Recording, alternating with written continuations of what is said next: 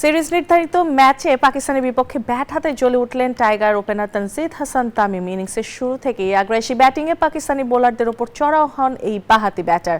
দারুণ সব ছক্কা চারে ৯৮ বলে তুলে নেন আন্তর্জাতিক ক্যারিয়ারের প্রথম ওয়ানডে সেঞ্চুরি। ফর্মটা বেশ কিছুদিন ধরেই নিজের পক্ষে ছিল তানজিদ তামিমের। পাকিস্তানের বিপক্ষে সিরিজেও প্রতিভার ঝলক দেখাচ্ছিলেন। সিরিজ নির্ধারণী ম্যাচেও যেন আত্মবিশ্বাসী এই টাইগার ব্যাটার। স্টেপ আউট করে লং অফের উপর দিয়ে উড়িয়ে মেরে স্পর্শ করেন প্রথম আন্তর্জাতিক শতক। যুক্তরাষ্ট্রের ১ নম্বর জিম চেইন গোল্ড জিম এখন আবারও বাংলাদেশে। বসুন্ধরা আবাসিক এলাকা ও বসুন্ধরা সিটি শপিং মলে। ৯৮ বলে সেঞ্চুরি, যেখানে বাউন্ডারি থেকে ওভার বাউন্ডারি বেশি। ৬০টি ছক্কা ও ৬টি চার। তানজিদের ব্যাটে এদিন যেন আক্রমণের ঝড়। এর আগে ছোট লক্ষ্য তারাই 50 করেছিলেন প্রথম ম্যাচে। দ্বিতীয় ম্যাচে ব্যর্থ হলেও সিরিজ নির্ধারণী লড়াইয়ে নিজেকে মেলে ধরলেন পুরোপুরি।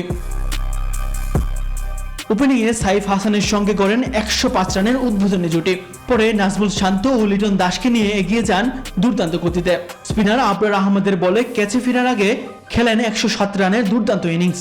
আন্তর্জাতিক ক্যারিয়ারে ৩১তম ওয়ানডেতে এলো প্রথম শতক। আর সেই সেঞ্চুরিতে সিরিজ নির্ধারণী ম্যাচে শক্ত ভিত পায় বাংলাদেশ দল। তাজমি শাহরুন, নিউজ 24।